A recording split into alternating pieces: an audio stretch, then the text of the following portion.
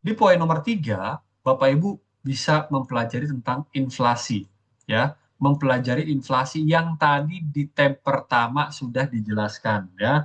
Kalau di tab pertama itu diinformasikan bahwa ketika Bapak Ibu semua melakukan investasi lebih dari 5 tahun di saham dan posisinya masih merah, itu pasti ada yang salah, entah itu secara money manajemennya, entah itu secara analisanya, entah itu secara psikologisnya.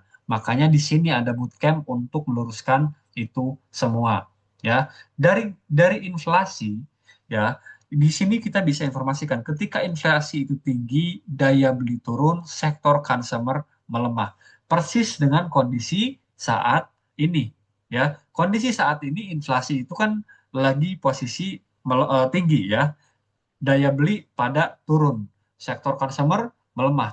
Bapak Ibu bisa lihat Unilever, ya, terus Mayora, terus juga Alfamart baru mulai minggu ini adanya mulai naik, dan naiknya pun itu bukan karena ekonominya, tapi karena ada divisi dari ownernya melakukan buyback. Tapi memang secara kondisi pun kita udah mulai membaik.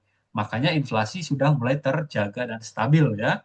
Korelasi global. Nah, ini yang sering banget nih. Yang sering banget Bapak Ibu, em, kenapa sih kalau misalkan Dow Jones naik, IHSG ikut naik? Kenapa sih Dow Jones turun, IHSG ikut turun? Nah, di sini ada, ya, di sini ada korelasinya dengan yang namanya global. IHSG sering bergerak mengikuti indeks besar seperti S&P 500. Jika Wall Street turun, IHSG biasanya ikut terkoreksi. Nah, ini itu sebenarnya, ya, sebenarnya lebih ke kita itu kalau misalkan di IHSG tersendiri, ya, saya itu bisa katakan IHSG itu sedikit agak lebay mungkin, ya. Saya bisa katakan untuk karakteristik trader-trader di IHSG itu agak lebay, ya. Yang turunnya di luar, ya kan, di S&P 500 atau Wall Street, kita juga ikutan. Padahal tuh nggak semuanya itu berhubungan. Nggak semuanya, ya, nggak semuanya. Tapi ini memang jadi fakta, ya, jadi fakta. Ketika Wall Street hijau, S&P 500 hijau, itu di mindset kita tuh udah yakin, wah, IHSG hijau juga, ya, oh, IHSG hijau juga, gitu kan. Jadi buat Bapak Ibu semua, membaca tentang makro dan mikroekonomi itu sangat penting. Memahami makro dan mikroekonomi itu untuk cuan di market, untuk survive di market, itu sangat penting adanya. Jadi Bapak Ibu semua harus paham perihal ini, ya. Jadi kalau misalkan Bapak Ibu diluruskan lagi, tidak semua, tidak selamanya ketika Wall Street naik, S&P 500 naik, itu IHSG juga ikut naik.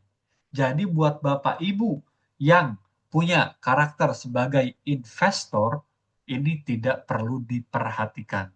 Tapi kalau misalkan Bapak Ibu sebagai trader, ini harus diperhatikan. Kalau misalkan dari poin terakhir ada foreign flow, ya, dan ini biasanya foreign flow itu memiliki dana yang lumayan besar yang berputar di market. Makanya foreign itu menjadi salah satu acuan buat kita masuk ke sebuah emiten. Ya, tidak selamanya foreign masuk saham itu langsung naik, tidak selamanya. Tidak selamanya foreign flow turun atau outflow, saham itu ikut turun juga. Tidak selamanya. Yang harus kita perhatikan adalah foreign flow aja masuk, ya. Kenapa kita lokal nggak masuk?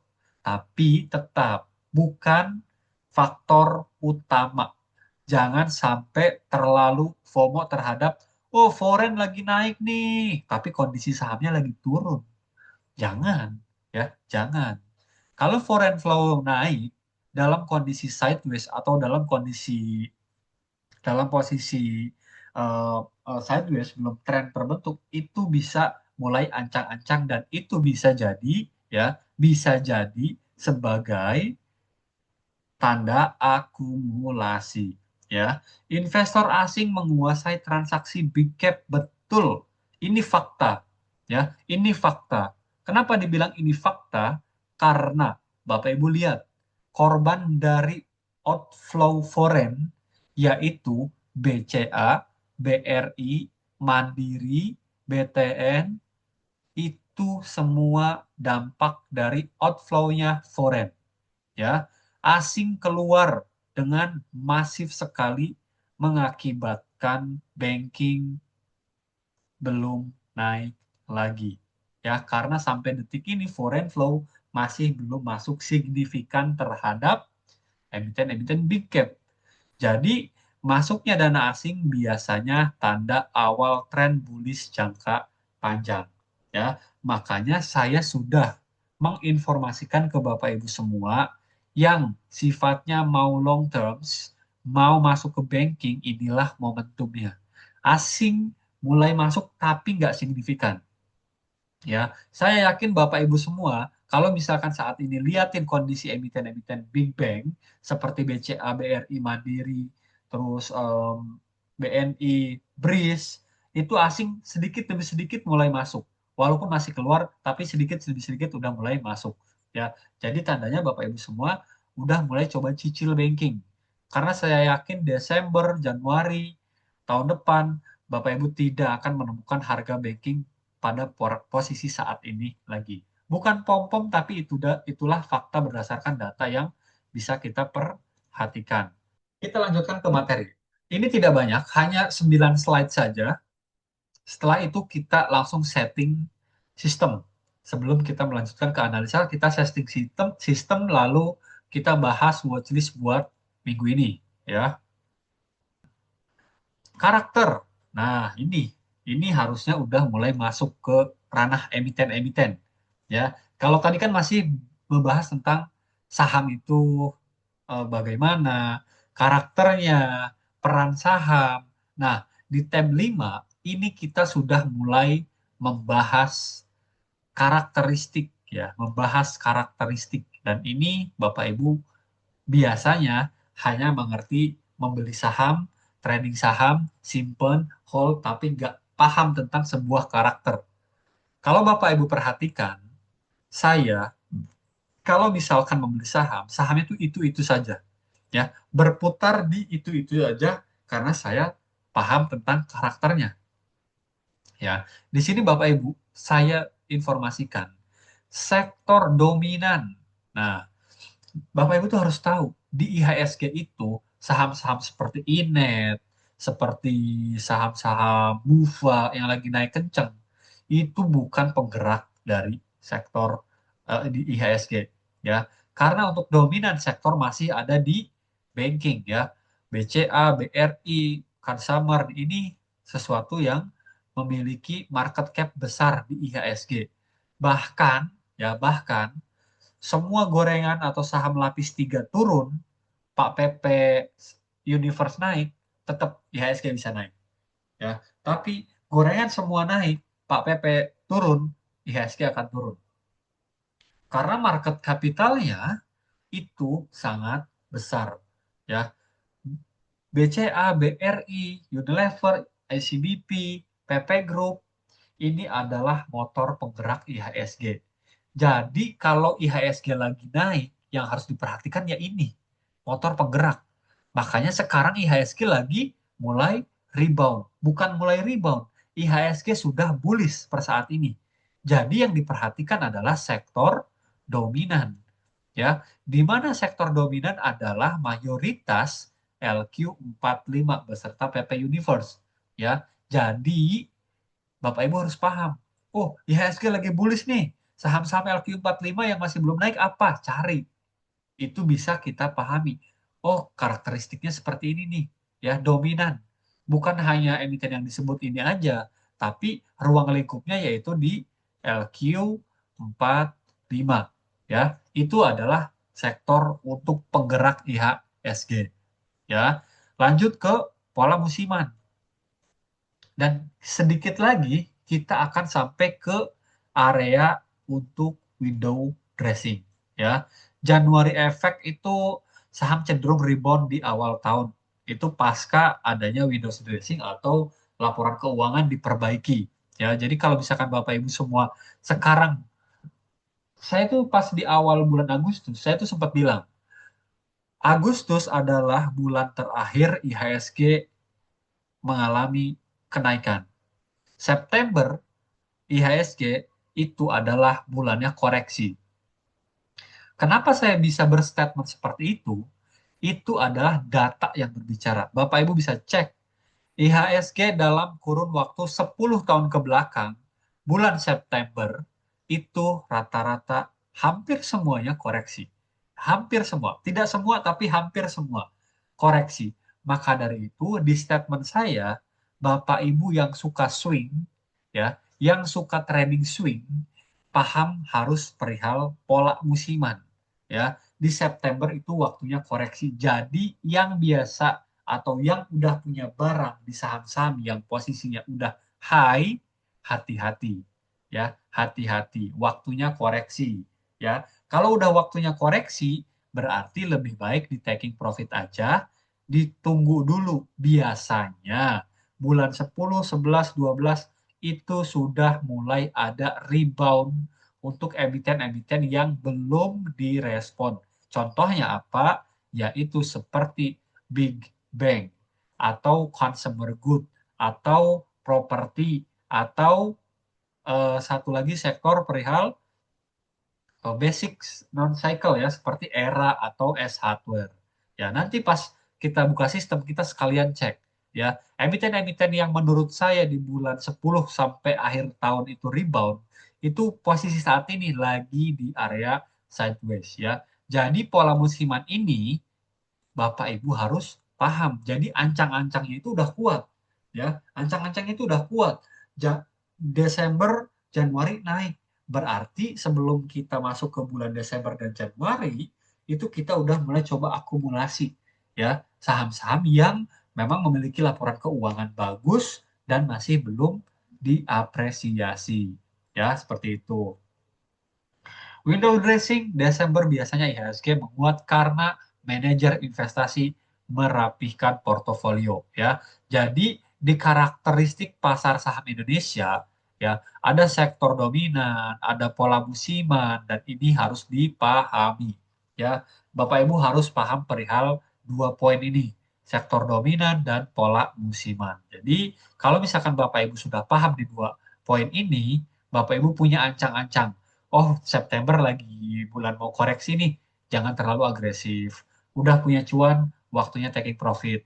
Oh Desember Januari biasanya naik nih, berarti sebelum masuk Desember Januari, Bapak Ibu udah mulai coba akumulasi saham-saham yang masih belum terapresiasi. Jadi ancang-ancangnya itu Bapak Ibu bisa mulai dari jauh-jauh hari supaya hasilnya bisa jauh melebihi dari inflasi. Yang mana tujuan kita investasi adalah salah satunya aset kita bisa lebih tinggi dari inflasi dan uang kita bertambah banyak alias cuan ya, itu tujuannya. Jangan mau sedekah terus ke market ya, jangan mau.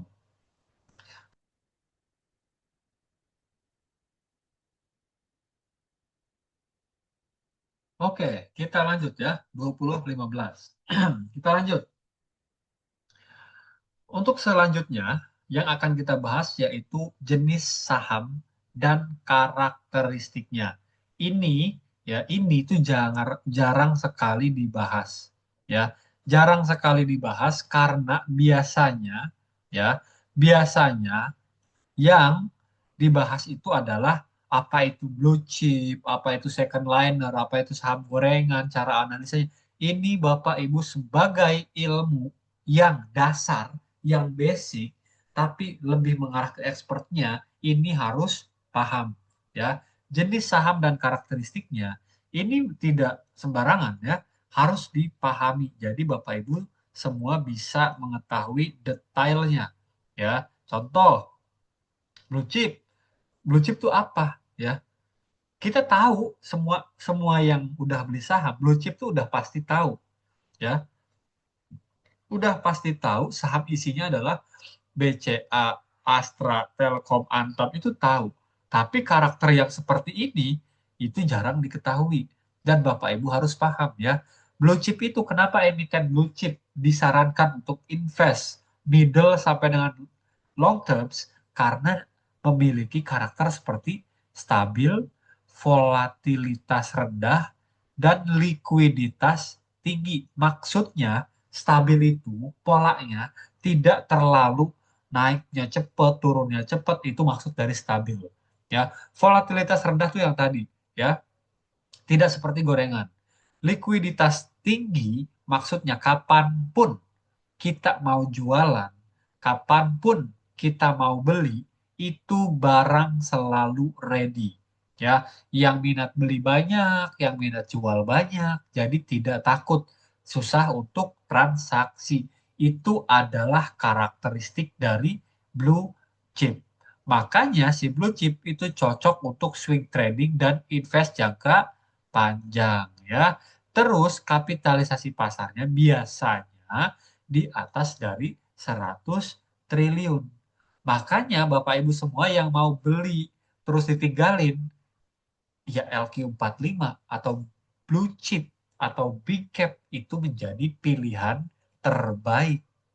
Tapi kalau misalkan Bapak Ibu punya waktu untuk melihat market, punya waktu buat analisa, punya waktu buat setidaknya mengikuti dengan trend plan yang sudah dibuat, yang membuat porto cepat growth itu adalah sektor second liner atau mid cap, di mana rata-rata second liner adalah perusahaan-perusahaan yang sedang bertumbuh. Ya, ketika perusahaan yang sedang bertumbuh dan hasilnya benar-benar bertumbuh, itu akan menciptakan ya peluang cuan cepat lebih besar. Ya, itu kalau misalkan kita masuk ke emiten-emiten mid cap. Contohnya Raja, Ratu, Brand, Cuan, Divi. Ya, ini adalah salah satu emiten-emiten yang second layer. Kayaknya Brand itu masuk ke LQ45 deh kalau nggak salah ya. Kalau ini koreksi kalau saya salah.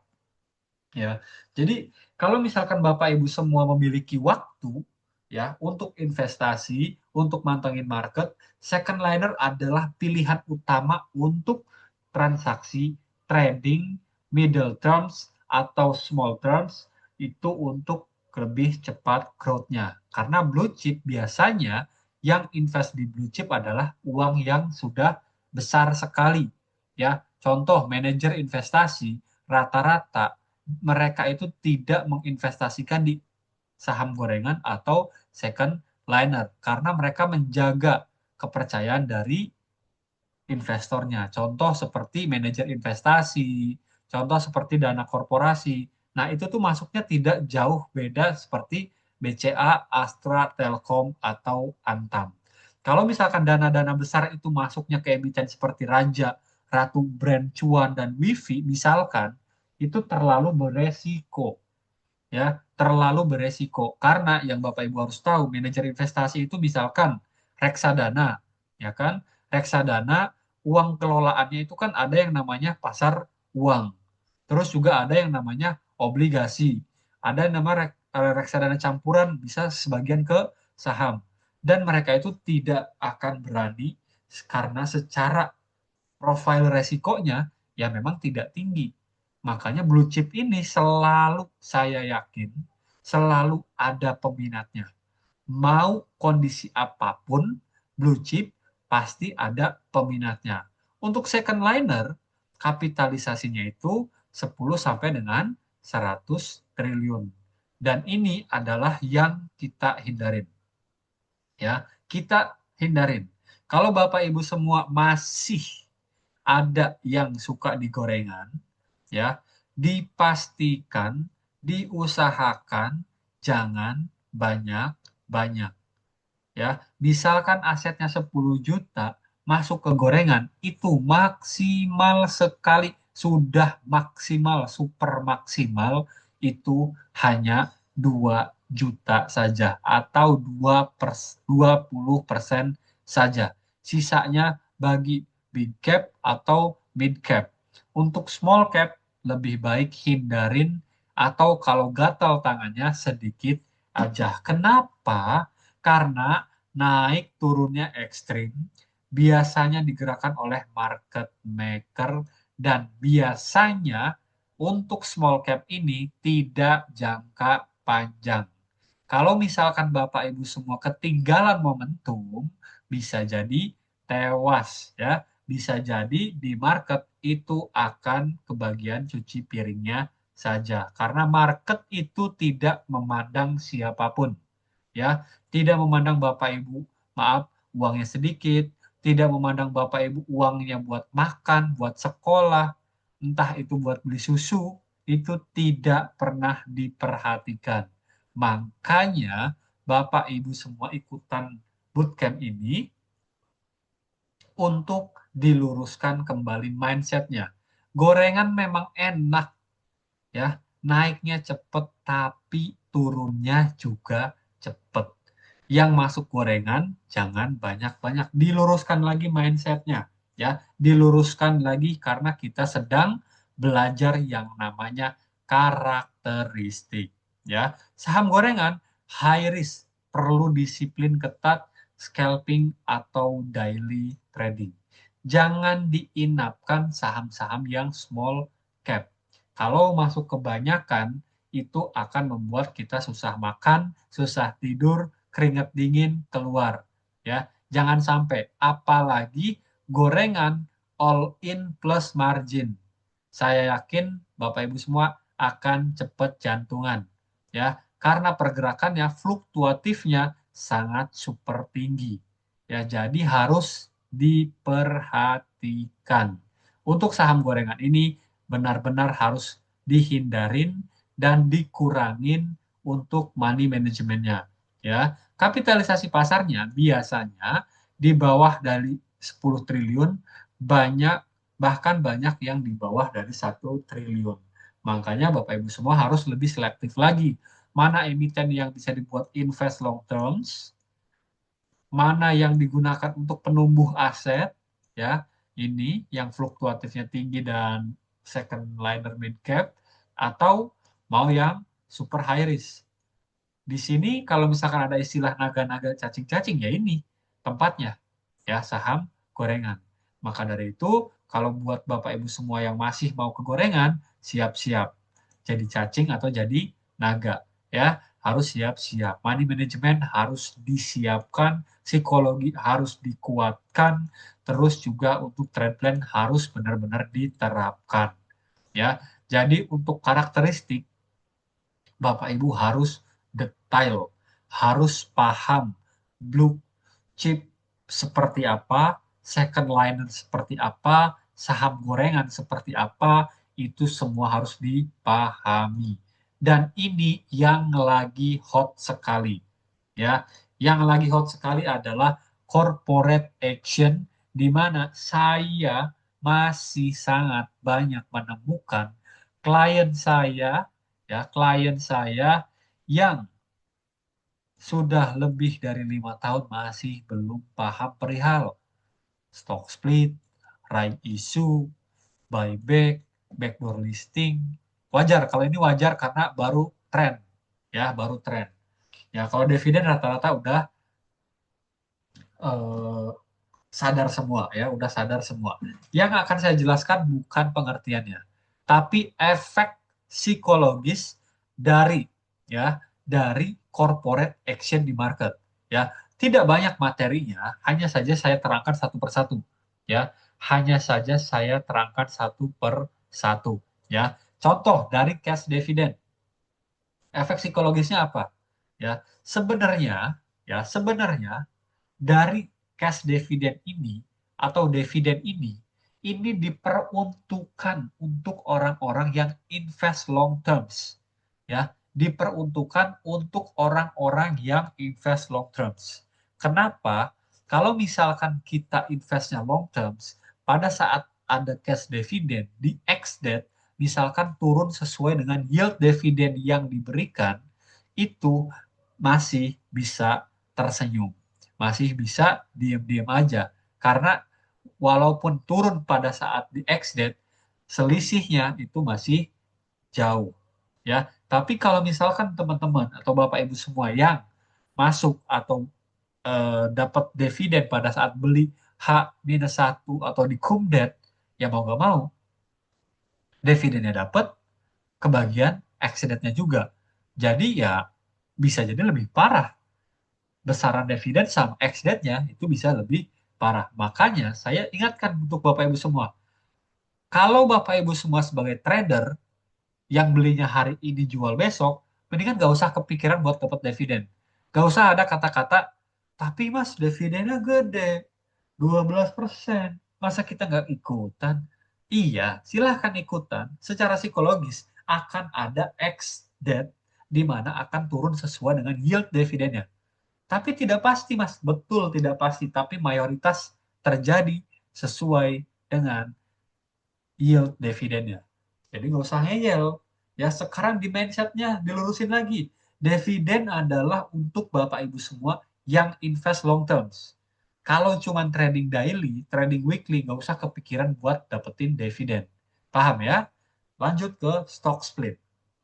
Ya, lanjut ke stock split. Apa tujuannya? Apa efek psikologisnya?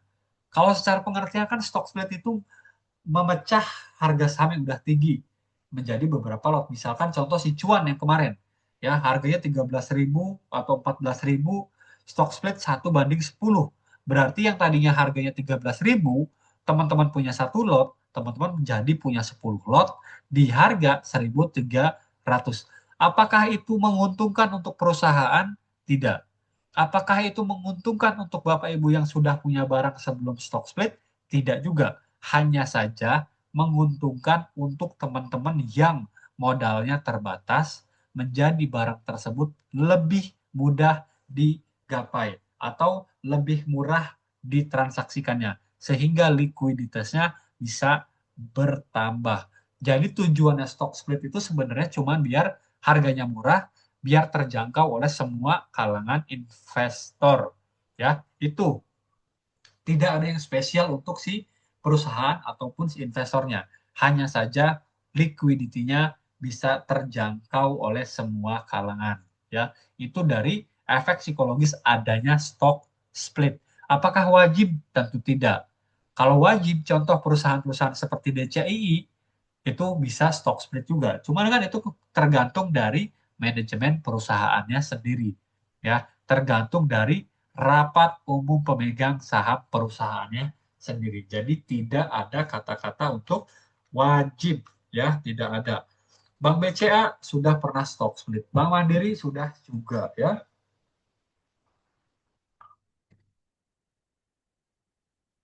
Right issue. Nah, ini juga lagi hot juga nih. Ya, right issue. Bapak Ibu masih mempertanyakan right issue itu kenapa sih adanya right issue? Buat apa sih adanya right issue? Nih, saya terangin jauh-jauh dulu sebelum dari IPO. Apa yang perusahaan itu dapatkan ketika perusahaan itu IPO? Yang pertama adalah dana segar, ya. Perusahaan IPO itu untuk mendapatkan uang, mendapatkan dana segar. Untuk apa dananya? Untuk pengembangan perusahaan, untuk investasi lagi, untuk nambah modal lah, banyak lah. Makanya ada prospektusnya. Untuk apa dia IPO, untuk digunakan apa dana hasil IPO. Nah, reg issue ini apa? Reg issue ini sama aja kayak perusahaan butuh uang, ya butuh uang lagi dan menerbitkan saham baru. Contoh yang terjadi itu seperti Mina, Mina, Tower, Pani, Pani belum, katanya mau. Mina, Tower, terus apa tuh yang kemarin hype lagi tuh pas reg issue, ya. Jadi reg issue ini tujuannya agar si perusahaan itu dapat uang lagi. Apakah reg issue itu bagus atau tidak? Tentu tidak bagus semua, tentu tidak jelek semua juga, ya. WiFi juga reg issue, betul. Nah, jadi yang harus kita perhatikan ketika melihat sebuah perusahaan itu reg issue, yang pertama laporan keuangan perusahaannya bagus atau tidak, itu dulu, ya. Yang kedua, dia reg issue mau buat apa duitnya? Kalau uangnya digunakan untuk pengembangan perusahaan, digunakan untuk eh, ekspansi, untuk akuisisi, itu bagus. Karena dengan modal yang didapatkan lagi, itu bisa menciptakan laporan keuangan perusahaan itu jauh lebih bagus, pemasukan jadi lebih banyak. Itu right issue yang benar. Tapi ada di beberapa kejadian right issue itu buat bayar hutang lah, ada buat pembayaran gagal bayar lah, inilah itulah. Jadi harus tahu dulu right isunya buat apa. Right issue itu gimana cara nembusnya? Ingat, right issue itu bisa kita ibaratkan seperti kupon, ya, seperti kupon. Bisa kita tebus, bisa juga kita jual, ya. Jadi kalau misalkan kita dapat hak right issue, ya, kalau misalkan harganya di bawah, misalkan di saat ini market harga 80, ya, misalkan di harga 80, right isunya di harga 50, tembus, jangan dijual. Ya, kenapa? Karena akan ada yang namanya harga teoritis. Ya, apa itu harga teoritis? Jadi ini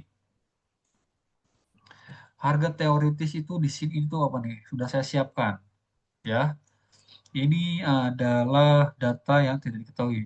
Di sini contoh, ini adalah contoh buat ini yield, dividen yield. Sorry, salah. Ini. Nah, di sini Bapak Ibu harus kelihatan ya. Nah, makanya kemarin si Mina pada kaget. Dari harga seratusan, kenapa kok bisa jadi harga 83? Memang iya, kalau misalkan yang namanya reg issue, itu ada yang namanya harga teoritis. Ini rumusannya. Ya, ini rumusannya. Old ratio dikali harga lama, ditambah new ratio, dikali harga reg issue.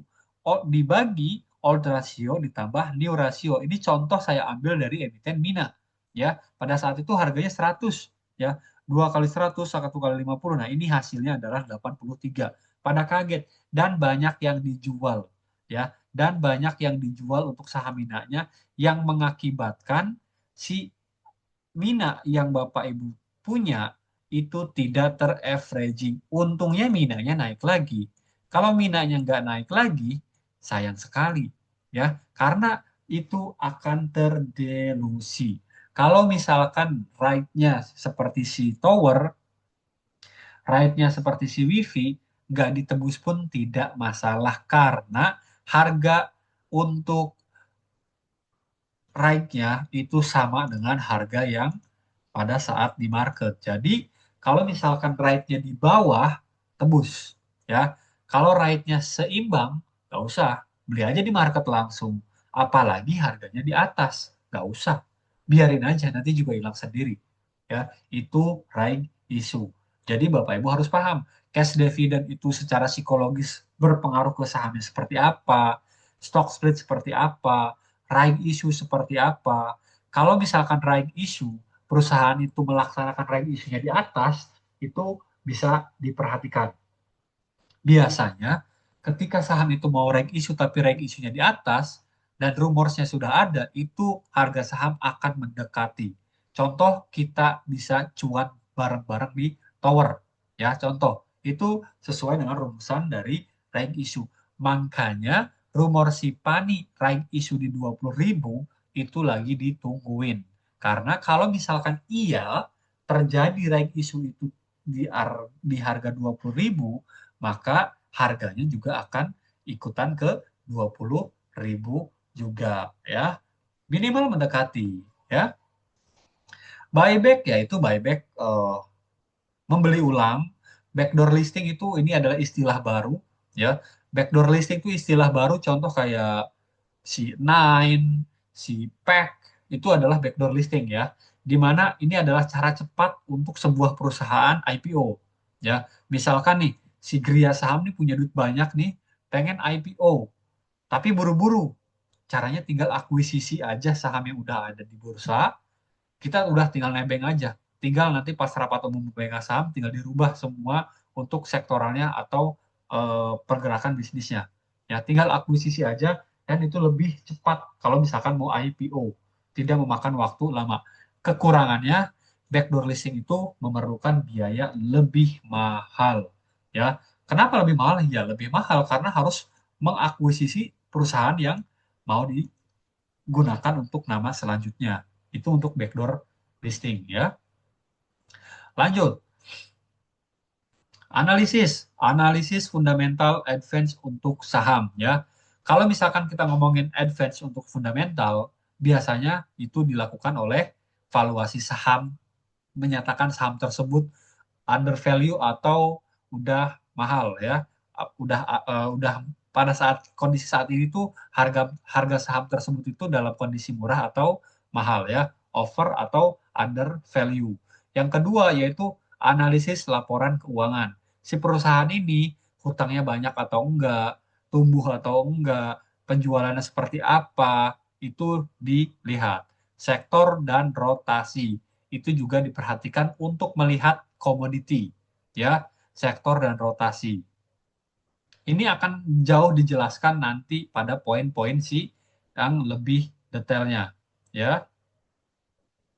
Itu. Jadi nanti untuk si analisisnya ya itu akan saya jelaskan lebih detail. Hanya saja di saham itu ya di saham itu ada analisis fundamental, ada analisis teknikal ya, tidak ada feeling ya, tidak ada tebak-tebakan. Ini kita akan bahas detail nanti ya. Kesimpulan dari materi ini ya yang pertama saham high risk high return, cuan besar butuh ilmu, bukan insting, ya, bukan feeling. Pahami kategori saham, ya, karena kategori saham itu bisa menentukan kita menjadi seperti apa dan memilih momentum seperti apa, ya. Blue chip untuk stabilitas, second liner untuk momentum, dan gorengan hanya untuk trader berpengalaman. Kalau sudah 5 tahun, apakah berpengalaman atau tidak? Tergantung. Kalau sudah cuan berpengalaman bisa deh tuh di gorengan dengan porsi yang lebih besar. Tapi dalam 5 tahun masih minus, jangan masuk ke gorengan. Itu adalah saran yang paling bagus untuk Bapak Ibu semua. Analisis lengkap, fundamental buat nilai wajar, teknikal untuk timing, entry dan exit, volume dan foreign flow untuk baca smart money. Akan kita bahas di materi selanjutnya, pertemuan selanjutnya. Belajar dari data real market, backtest, trade journal, dan evaluasi berkala adalah kunci level. Ya, jadi buat Bapak Ibu semuanya, ini bisa di screenshot karena ini adalah poin penting dan harus dipahami. Yang mau screenshot silahkan, ya, yang mau screenshot silahkan untuk kesimpulan belajar malam ini sebelum saya rubah ke watchlist dan cara setting sistem. Ya, oke, ini saya cukupkan untuk materi saat ini kita kebut ya ke sistem.